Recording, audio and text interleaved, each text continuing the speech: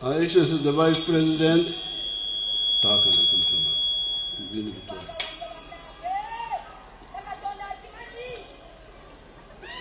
Her Excellency the Vice President,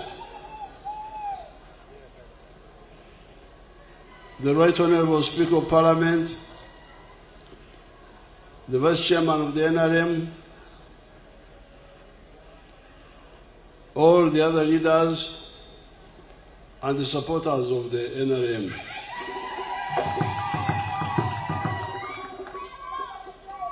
I thank the NRM fraternity because when I've been going up country for PDM, everywhere in public meetings, there have been resolutions passed and petitions signed requesting me to offer myself to be chairman of the NRM again,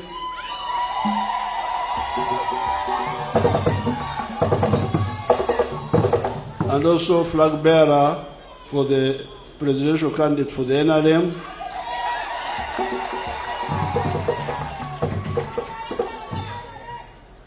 All the time I was telling them that we shall decide that at the right time. Now this is the right time when I have come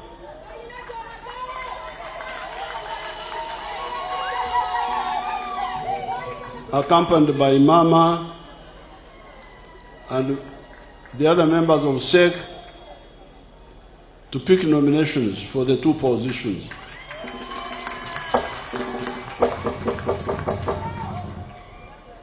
The reason I have again decided to come forward are because Uganda has moved with big strides forward. In a number of speeches I have told you that we have gone through five phases. Phase 1 was the minimum economic recovery, to bring back the small island of the modern economy, of the 3 C's, the 3 T's. You remember what I keep telling you about? 3 C's being coffee, cotton, and copper. 3 T's being tobacco, tea, and tourism. This had collapsed under Amin. So when we came in 1986, our first task was to bring that small island back. And we were describing it as minimum economic recovery, which we achieved during the presentation of the manifesto. We shall give the details of what happened. But it was achieved in a fairly short time. Then we expanded that small island. More coffee, more tea, more of those products. So that was step 2, expansion. Step 3 was diversification. Don't just depend on coffee and tea and tourism. Bring in other products. You can see the products we are producing now. More beef, more bananas, more maize, more sugar, more milk, all those products. So much so that Uganda now has got surplus of almost everything. Surplus of sugar, surplus of maize, surplus of milk, surplus of bananas. We are lucky that we have the regional market, which is taking our products, otherwise we would be in a crisis. So that is step 3, phase 3, diversification. Phase 1, recovery. Phase 2, expansion. Phase 3, diversification. Now, phase 4 is value addition. Because all these products previously were mainly raw material, very little value addition. But this time, we have emphasized value addition. And where we do it, we are very successful and stable. In the coming discussion, we shall be showing you that it's a mistake for any player to play around with this issue of value addition. In the last few years, 2, 3, 4 years, we have benefited a lot from the high coffee prices. Now, some opportunists and liars who are not serious were saying all sorts about the coffee prices, where they were very high. The coffee prices were very high because of the problem Brazil and Vietnam had because of the weather. They had bad weather, their coffee failed, and we have really benefited for the last 3 or 4 years from very high coffee prices. Now some opportunists were saying all sorts of things about coffee prices. But now production in Brazil has recovered. Production in Vietnam, it seems, has recovered. I will study that more, but the prices are beginning to come down. Now, but what I want you to understand is that what will come down will be the price of the raw material, the coffee bean. You will not hear that the price of the final coffee product has come down. It will not come down. It will remain high. What will come down is the raw material. Why? Because the processors have got a lot of suppliers of the coffee. So you accept lower price. If you don't, I buy from another person. And that's why we were telling you. You remember we brought in Parliament, we were being attacked in Parliament. There was an Italian lady who is helping us to add value to coffee. They were being attacked in Parliament, abused.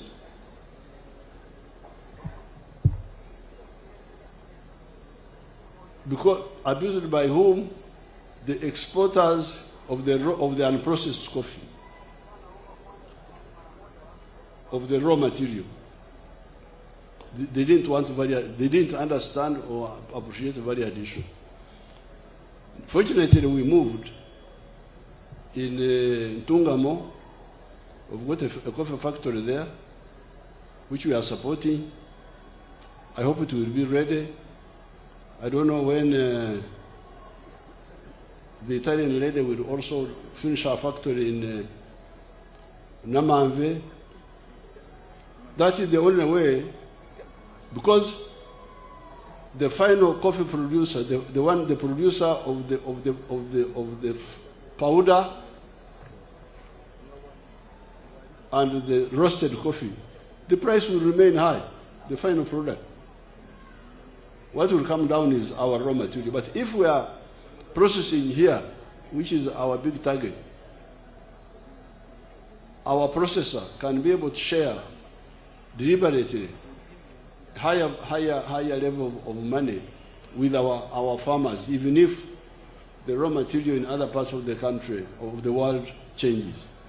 This is what we are telling you. Please, please, raw materials are not stable. They depend on supply and demand. If the supply is big, the price will collapse. But the final product rarely goes down. After they keep going up, the final price. So therefore, please, in this coming Kisanja, for which you are supporting the NRM, make sure that we really move on value addition. Recently, we had a very good agreement with the sugar cane and sugar producers, because they were all here, the sugar processors and the cane growers. Initially, the cane growers, the sugar processors had not become Christian. They were having some other religion of not being straightforward. So we said, please, become Christians. Because Christians say, love your neighbor like you love yourself. Let the processor love the sugar cane grower. And the sugar cane grower love the processor. And when we were able to discuss fairly, it came out that you, the sugar processor, you get sugar from sugar cane. It is only for this you pay the sugar cane grower. But afterwards, you get bagasse, ebikambi, ebikamuro, bagasse, and you make electricity out of it. That one you don't include in the price to the cane grower. You get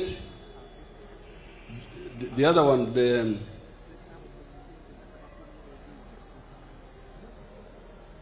residue of the sugar cane, where you make the jaggery. That is money. All those byproducts which you get from sugar cane bring in money. You can also get ethanol from the residue of the sugar cane. Now, all that put together gives the sugar processor more money than just the sugar. Now, when we did that, and then we provided that the cane grower must get 50% of the total value, everybody was happy. The sugar cane growers were happy. Even the sugar processors were happy because now the relationship was now stable. This was possible because everything was within Uganda. The raw material was being produced in Uganda. The processing was being done in Uganda. If the sugar cane was being produced here, but the processing was being done outside, we would not have that power to bring the two together. So therefore, this value addition is very, very crucial. When you hear all these problems in Africa, it is partly because of this, relying on exporting raw materials only and not adding value. So this phase 4 value addition is very, very crucial. That's why you hear us talking of expanding the economy to 500 billion from the present 61 billion.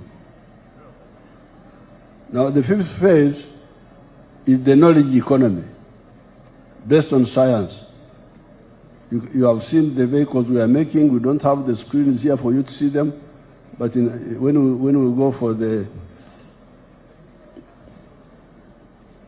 nomination right at Koro, we shall be seeing those screens, those pictures on the screens.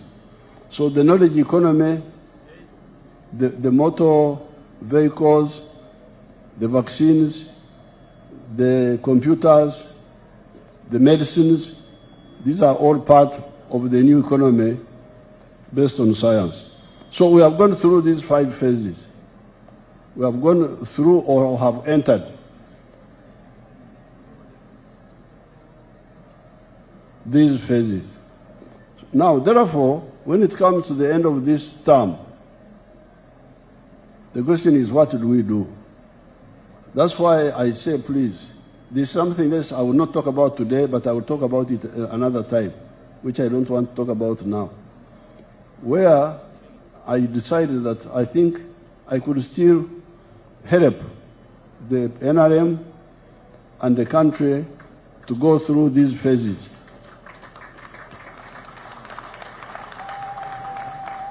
You have heard us talking of pushing the economy to 500 billion, making the economy grow 10 times compared to what it is now. And it can be done. It can be done. If you see, for instance, the gold sector, when I make the other speeches, I will give you all the details. I think now we have got something like 9 gold refineries here in Uganda. And Uganda now is exporting gold of 3 billion or something like that, dollars, from very low figure. Why? Because I banned the export of unprocessed gold. I said any gold which is not processed should not be exported. I banned the export of unprocessed minerals, including tin and all the other minerals, and copper. And because of that, investors were forced to come here because they cannot take our raw materials free from here. Now, because of that, you have heard how that sector of gold has grown from about 200 million to now $3 billion a year. If we do this across board, the economy will grow. So because of that, and because of another reason which I will mention at the right time, I have decided that I come forward and see how to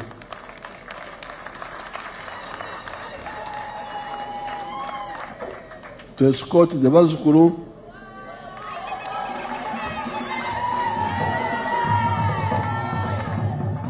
and their parents forward for another 5 years.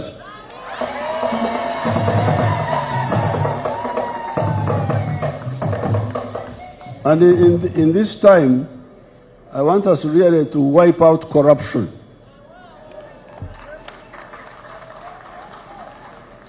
Because this corruption should not be there. Because you are in charge. Remember, the NRM, when it came into government, gave you power to elect people at all levels. LOC ones, you have just elected.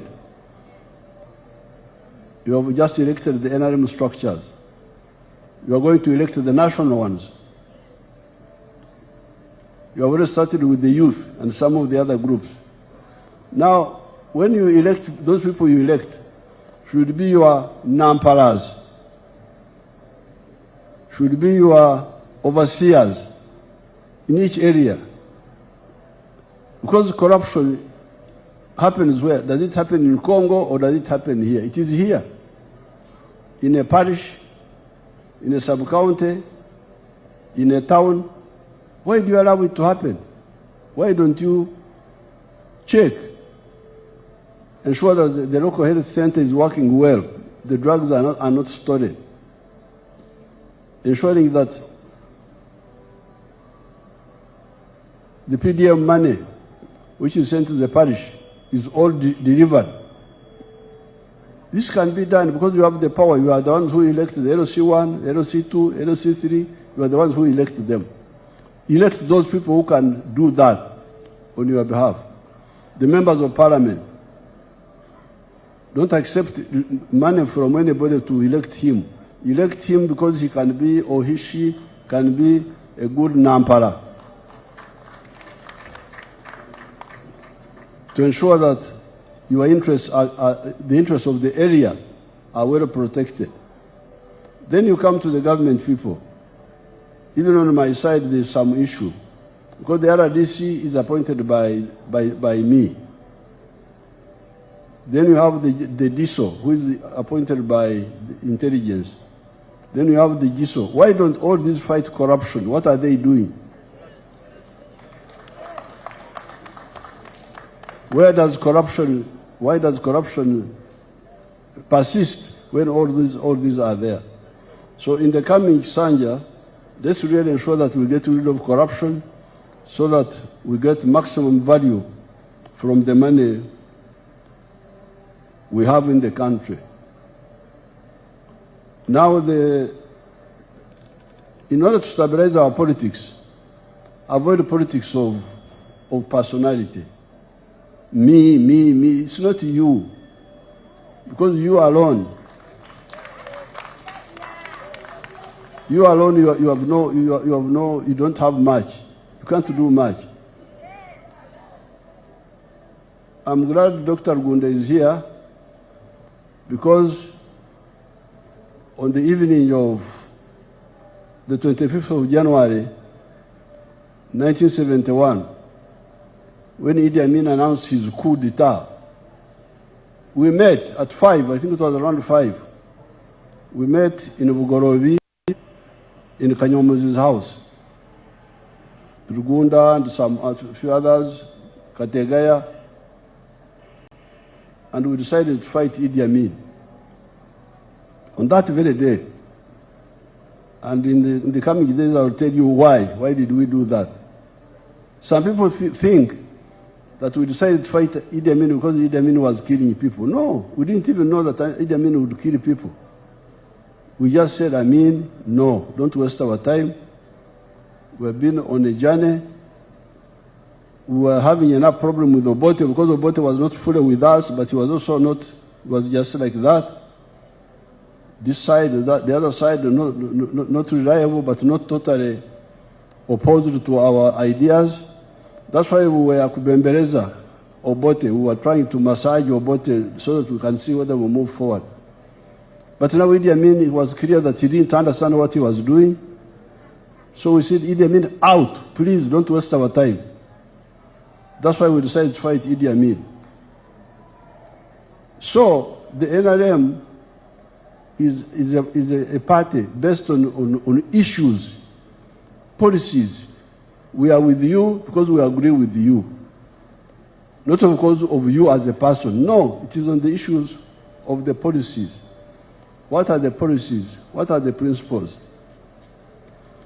Do you believe in patriotism? Love Uganda? Or you believe in sectarianism? If you believe in sectarianism, you are not with us. For us, we are the ones we are with the people who love Uganda.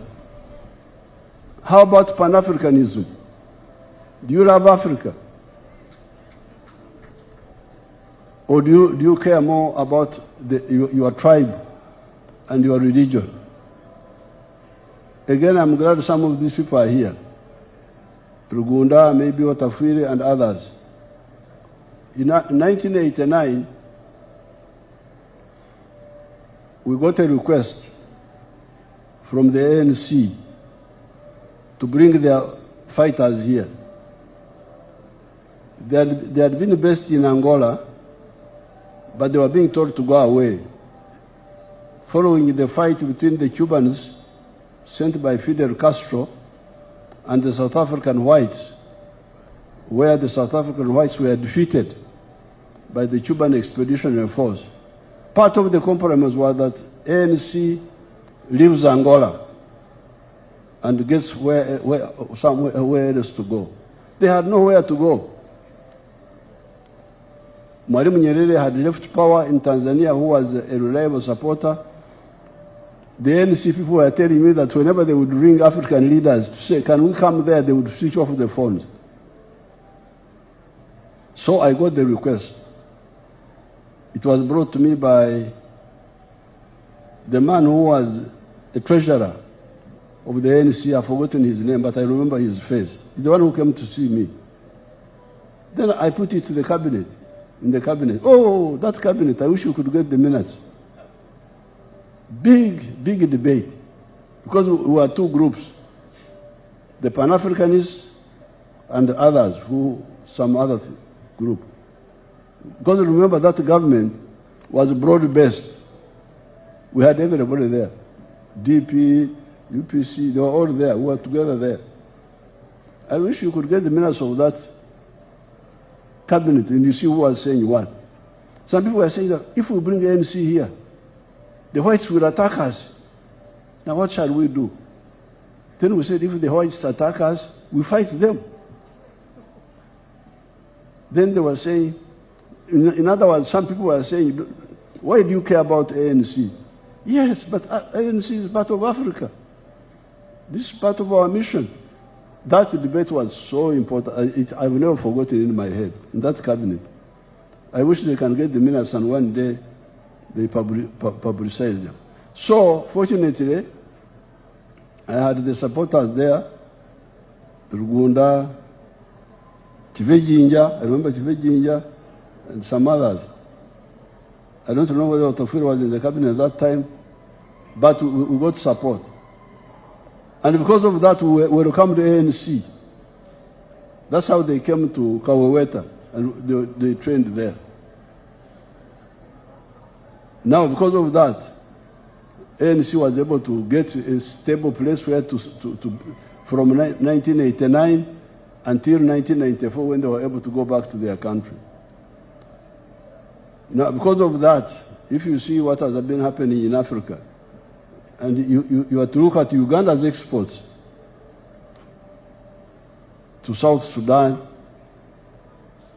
to Congo, to the region, big exports. I will give you the figures next time when we speak. So these positions, these policies are not just ideas. They are solutions to our problems.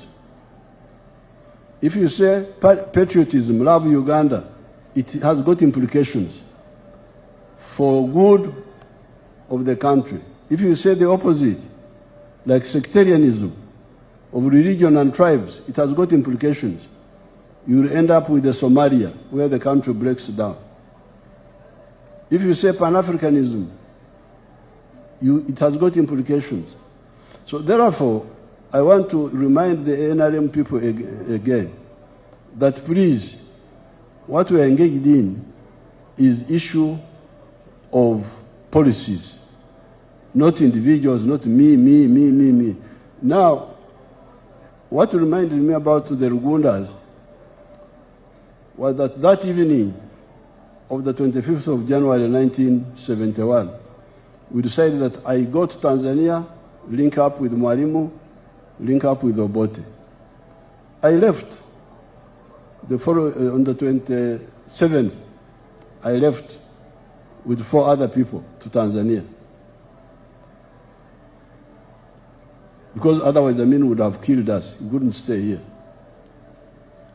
We were the same people, but at that time we could not confront Idi Amin. The only way was to get out and organize from the side. Now when we came in 1979, it is Amin who ran away. Why? Because this time we were organized. We were no longer individuals. We were a force. It is the force that enabled us to reassert ourselves in Uganda. But we as individuals, we could not do anything. So when you waste a lot of time, me, please, you are wasting your time. You as an individual, you are nothing. Even if you are very brilliant, even if you are what, there is nothing you can do as an individual. What you need to know and respect is the party. The party, the force, the army. It is what can help you to do whatever you want to do. So the people who waste a lot of time, me, they should really stop because they divert us. And at the moment you look at yourself as an agent of ideas,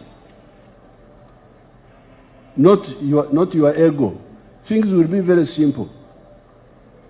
When you come, for instance, to even elections, you can sit down in our area, who are there? What are the issues in our area? 1, 2, 3, 4. Among us, who can push it better than the other one? It will not me, no.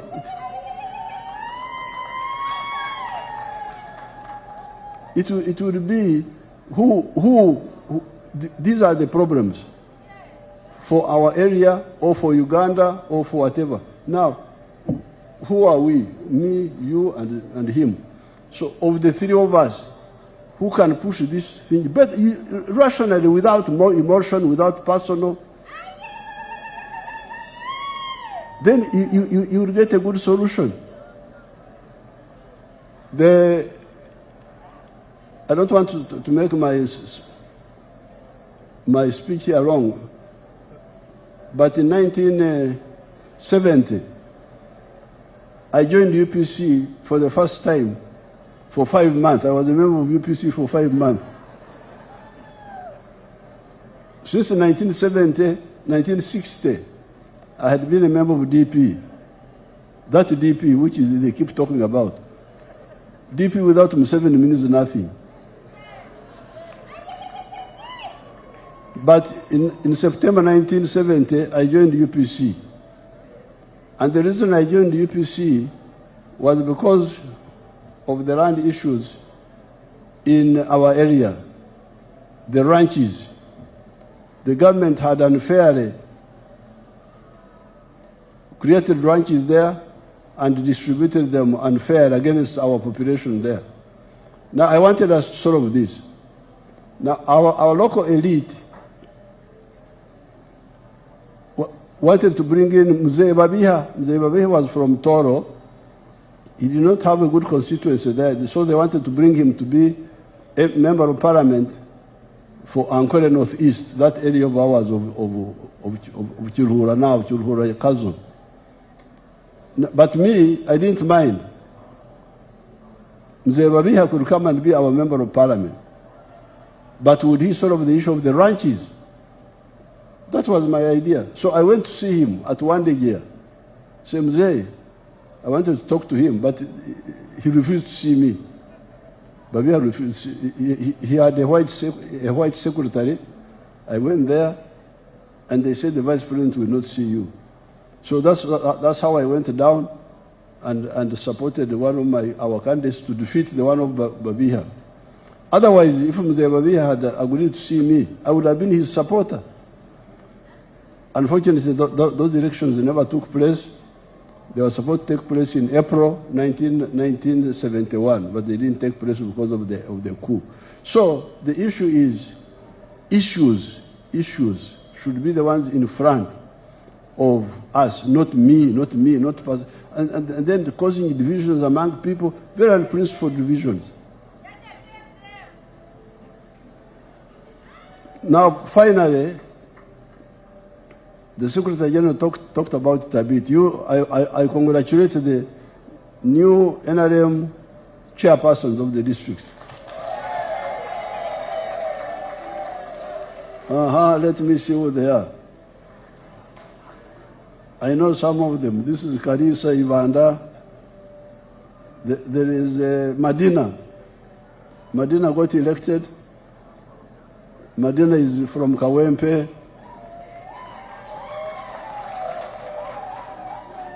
I can see Namuju Sise from Ruengo. All these are the new chairpersons. The new chairpersons. Now, the Ikman was elected. The Ik is from Karamoja. He's chairman of what? Of Kabong. Oh, Alakaranoi. So all these powerful people have been elected. Now that you have been elected, Mbabaza, you're also elected. You are RDC.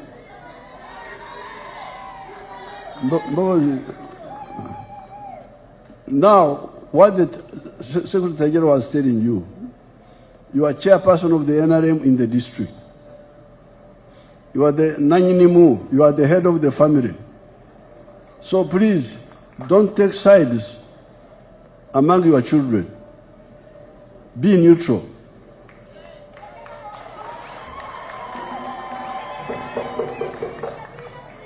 Don't have Abana Nechi. Don't have Abana Nechi. Don't have legitimate children and illegitimate children. All the children are your children. So be neutral, stay aloof. You are not the one electing. It is the people who are electing.